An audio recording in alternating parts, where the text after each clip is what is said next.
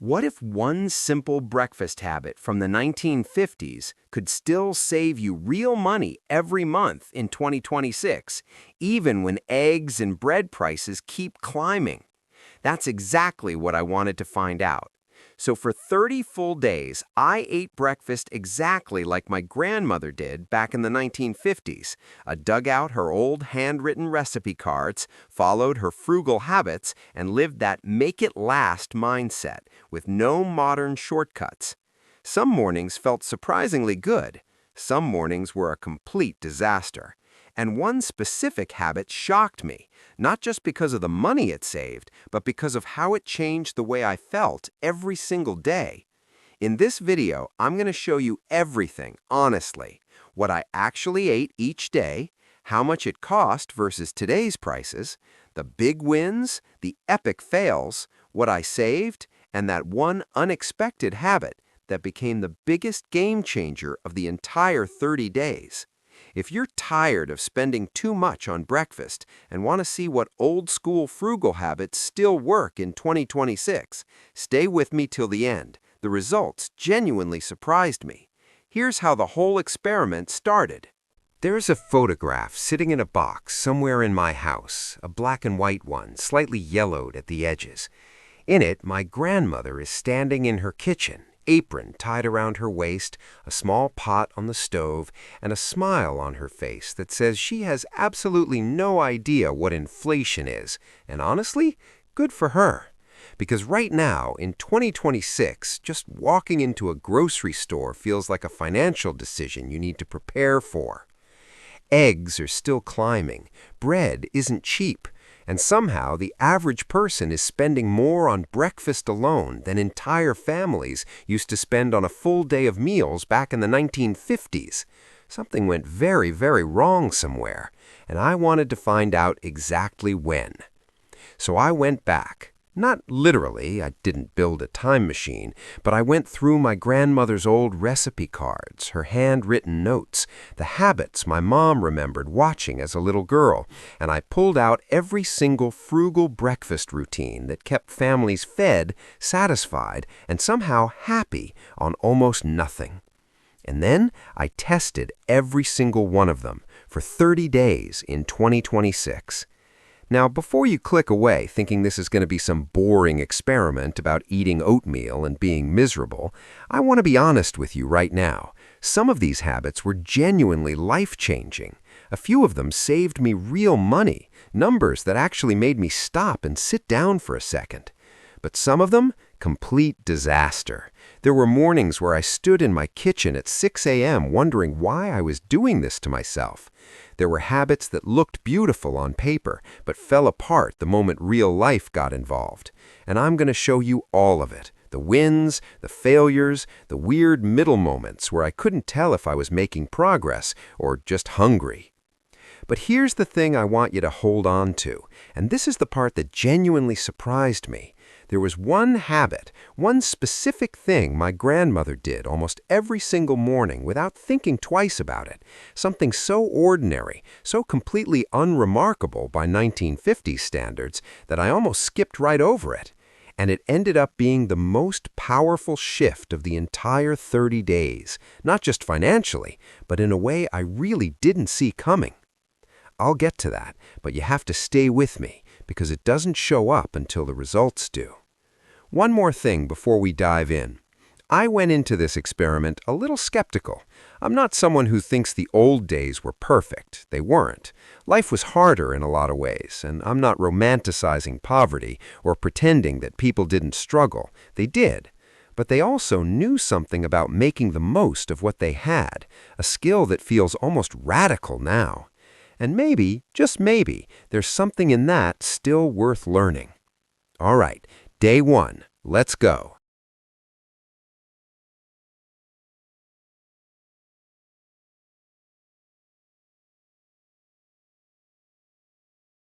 Day one started the way most ambitious experiments do, with way too much optimism and not nearly enough sleep. I'd set my alarm 30 minutes earlier than usual. The night before, it felt like a reasonable, even exciting decision. At 5:47 in the morning, standing in a cold kitchen in the dark, it felt like a personal attack on myself. But that was the first thing I noticed about my grandmother's generation right away. They didn't ease into the morning, they met it. Breakfast wasn't something that happened to them between scrolling and rushing out the door. It was the first intentional act of the day. Quiet, unhurried, purposeful. So I stood there, kitchen light low, and I tried to actually picture it. A small home somewhere in the early 1950s. No phone on the counter, no delivery app one tap away. No background noise except maybe a radio playing something soft from the other room. A woman in an apron moving through her kitchen the way you move through something familiar, not because it's exciting, but because it's hers. Breakfast wasn't a chore in that world. It was a rhythm. And rhythm, I was about to learn, is worth something. The first habit was this: cook from scratch every single morning using only what you already have.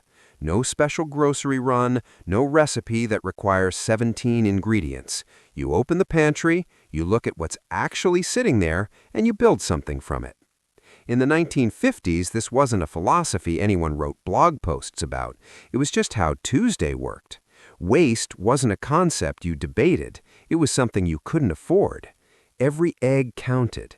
Every heel of bread had a purpose. You used what you had because that was the only option available to you. Standing in my own kitchen on day one, I opened my cabinets and felt something between amusement and embarrassment. I had so much, and yet somehow on most mornings before this experiment, I'd convinced myself there was nothing to eat.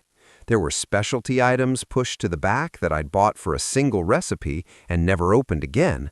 A bag of something from a health phase I clearly didn't follow through on, half-empty boxes of things that were almost gone but not quite gone enough to finish. I found oats, I found eggs, I found an onion that was still technically usable if you were committed, and I made breakfast. It wasn't beautiful. It wasn't anything I'd photograph, but it was warm, it was filling, and when I actually calculated the cost, it came to less than 40 cents. 40 cents for a full breakfast in 2026. I stood there for a second just looking at that number written in my notebook, and something shifted a little bit in my chest. Not dramatically, just quietly, like a small recalibration. What surprised me most wasn't the food, though. It was the feeling that came after. There's something genuinely grounding about making something with your hands first thing in the morning, before the emails, before the noise, before the day gets its hands on you. I'd made something real before 6 a.m., and that feeling followed me longer than I expected it to. But I want to be completely honest with you, because this video isn't a highlight reel. By day 3, that feeling had faded considerably. Waking up early when you're already tired is not poetic. It is not a montage. It is cold and quiet, and your body wants exactly one thing, and it is not oatmeal. Eating simple food when your brain is quietly craving something different, something interesting, something that feels like a reward, gets old faster than any experiment prep will warn you about. I hit a real wall around day 4. Nothing dramatic, no crisis moment, just a low, steady voice in the back of my head asking whether any of this was actually going to mean anything, or whether I was just making my mornings unnecessarily harder. And then the second habit arrived, and it changed the texture of the whole experiment. My mom had mentioned it almost as an afterthought when I was researching, a small detail she remembered from childhood that she'd never fully understood the point of. Every single morning, her mother kept a small, plain notebook in the kitchen drawer. Not a budgeting system, not a financial planner, just a little pad of paper, the kind that cost almost nothing. And before she started cooking, or sometimes right after while things were still warm on the stove, she'd write down what she used and roughly what it cost her. 3 lines, maybe 4, nothing more. I started doing the same thing on day 5, by hand, deliberately, not an app, not a spreadsheet, because that's how she did it, and I wanted to feel what that actually felt like. By day 7, I had something I hadn't anticipated. Real clarity. Uncomfortable, undeniable clarity about exactly where money had been quietly disappearing every single morning before my day had even properly started. The automatic purchases I'd stopped seeing. The small things I'd been buying on habit without ever adding them up across a week. The individual numbers weren't shocking, but seeing a full week written out in my own handwriting, in ink, on paper, right there in front of me, was more than I wanted to sit with comfortably. And here's what made it land even harder. I still hadn't reached the habit that would end up mattering most. The one that was so small, so quiet, so completely unremarkable on the surface that I'd almost cut it from the list entirely. That was still coming, but first, things were about to get a lot more difficult. By day 12, I almost quit. And I want to be specific about that because when I say almost quit, I don't mean I had a dramatic moment where I threw something across the kitchen and gave up. It was quieter than that, more insidious. It was the kind of quitting that sneaks up on you dressed as logic. The voice that says, you've proven your point, you've learned something, you could just stop now and nobody would know the difference. That voice, that's the one that showed up on day 12. It was a Thursday morning. I remember it clearly because I'd already had a long week and it was only halfway done. I stood in the kitchen looking at the same rotating cast of simple ingredients I'd been working with for nearly 2 weeks, and I felt something I hadn't expected to feel during this experiment. Not boredom, exactly. Something closer to quiet resentment. Toward the oats, toward the notebook on the counter, toward the whole premise of what I was doing. I picked up my phone. I had a delivery app open within about 15 seconds, and I just stood there, thumb hovering, for a long moment. And then I put the phone down. Not because I had extraordinary willpower in that moment. I want to be clear about that. It wasn't discipline that stopped me. It was a memory. Something my mom had said once when I was asking her about her childhood, about her mother, about what those mornings actually looked like growing up. She said that her mother never once framed any of it as sacrifice, never complained about the simplicity, never called it going without. She had one phrase she used for all of it.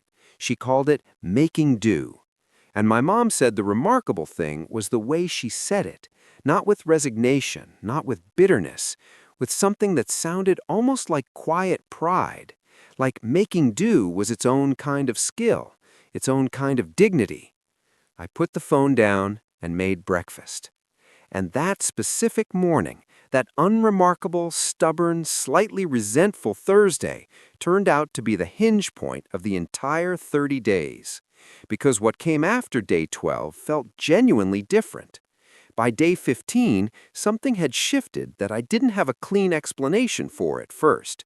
The habits had stopped feeling like habits I was performing and started feeling like just how mornings worked. The notebook was automatic. The scratch cooking wasn't exciting, but it also wasn't a battle anymore. I wasn't fighting myself every morning. I was just moving through a routine that had started, quietly and without my full permission, to feel like mine. And then something happened that I had absolutely not predicted when I designed this experiment. I started sleeping better. Not dramatically, not the kind of change you'd write a headline about, but there was something about beginning each day slowly, making something, sitting with it, not rushing, that seemed to lower the overall temperature of everything that followed. My mornings stopped feeling like something I was behind on before they'd even started. A friend of mine, when I mentioned this, gave me the kind of look that suggested she was concerned about me. But I'm telling you, it was real and it was consistent, and it wasn't something I'd gone looking for. Now, here is where I have to slow down and be genuinely honest, because this video only works if I tell you the full truth. And the full truth includes the failures, the habits that didn't survive, the ones that looked wonderful in theory and collapsed completely under the weight of real life. There was one habit in particular, the idea of preserving and repurposing every leftover from the night before into the next morning's breakfast. In the 1950s, this was instinctive. Women of that generation had grown up watching their own mothers transform yesterday's dinner into something that made quiet sense on a breakfast plate. A skill passed down through watching, through doing, through years of kitchen intuition that my generation simply was never handed. My attempts ranged from genuinely surprising to absolutely inedible. There was one morning, I won't go into full detail, involving leftover rice, an egg, and a level of personal optimism that the final result did not justify. I tried this habit for 6 days straight. I failed at it in 6 increasingly creative ways, and then I let it go completely, without guilt, because some things require a foundation of knowledge I don't have yet. That's an honest result, too. Not everything translates perfectly across 70 years. But here's what the failures taught me, and this was the turn I genuinely hadn't anticipated. The habits that survived weren't the complex ones. They weren't the ones that demanded the most planning, the most effort, the most discipline. The habits that made it all the way through 30 days were the smallest ones, the quietest ones, the ones so simple and so understated that my grandmother probably never once thought of them as strategies at all. They were just life to her, just mornings, just making do. And the financial picture, when I finally sat down at the end of week 3 and looked at the actual accumulated numbers written out across 21 days of that little notebook, was not what I had estimated when I started. I'd gone in expecting to save something modest, something that would make for a decent result, but nothing that would stop me in my tracks. What I found when I actually added it up made me put the pen down and just sit quietly at my kitchen table for a moment. Not celebrating, just sitting. Because sometimes a number lands not because it's enormous, but because of what it represents about how much you were spending without ever realizing it. I'll give you that number in a moment, the full picture, every honest detail. But first, the one habit, the single most powerful thing to come out of this entire experiment, the one I nearly cut from the list because it seemed too small to be worth testing, the one my grandmother did every single morning for decades without ever once thinking of it as anything remarkable. We're almost there. Stay with me. All right, day 30. I woke up that morning without an alarm, which sounds small but felt significant, because for the first time in a long time, my body had simply decided it was ready. No jarring notification, no groggy negotiation with myself, just awake. And the first thing I did before anything else was go to the kitchen. Not because I had to, because somewhere over the past 30 days, that had become the natural first move, the place the morning started. I made the same kind of simple breakfast I'd been making for a month. Oats, an egg, whatever was there. I opened the notebook, the little plain pad that had become one of the most unexpectedly important objects in my kitchen, and I wrote the last entry. And then I sat down and added everything up. Here is the number, the honest, real, no rounding up number. Across 30 days of eating breakfast exactly like my grandmother did in the 1950s, the scratch cooking, the using what you have philosophy, the notebook, the intentional slow mornings, I saved $153, compared to what I had been spending on breakfast during a normal month before this experiment. $153 on breakfast alone in a single month. I want you to sit with that for just a second, because I know the immediate reaction might be, okay, that's decent, but it's not life-changing, and you'd be right if it stopped there. But multiply that number by 12 months, and you're looking at over $1,800 a year, quietly leaving your life every morning before 8 a.m. in small amounts that never felt significant enough to notice individually. That's the part that sat with me. Not the daily number, the annual one, and what it revealed about how much I had been spending on autopilot without ever once stopping to look at it clearly. But I promised you the one habit, the single most powerful discovery of the entire 30 days, the thing my grandmother did every morning that I almost skipped entirely because it seemed too unremarkable to matter. It wasn't a recipe. It wasn't a technique. It wasn't even really about food. It was this. She sat down to eat. That's it. That's the whole habit. Every single morning, no matter what the day held, no matter how much needed to get done, she sat down at the table and she ate her breakfast without doing anything else at the same time. No reading, no planning, no half attention. She just ate, slowly, completely present for those 15 or 20 minutes before the day began its demands. In 2026, that is genuinely radical behavior. We have been so thoroughly conditioned to treat stillness as waste, to believe that any moment not optimized for productivity is a moment lost, that the idea of simply sitting quietly with a bowl of oatmeal feels almost indulgent, almost irresponsible. And what I found across 30 days of doing exactly that is that it changed everything downstream. It changed how hungry I felt by mid-morning. It changed how many unnecessary snacks I reached for. It changed how my whole day felt from the inside. And indirectly, through all of those small ripple effects, it changed my spending too. My grandmother never called it a wellness practice. She never gave it a name at all. She just sat down and ate her breakfast, because that's what you did, because the morning deserved that much respect. Now, here's what I can tell you about 1950s habits versus 2026 life, honestly and clearly. Most of it still works. The scratch cooking works, the using what you have mindset works, the written record works, the slow, intentional morning works. These ideas didn't expire when the decade ended. They just went quietly out of fashion. And fashion, it turns out, is an expensive thing to follow without questioning.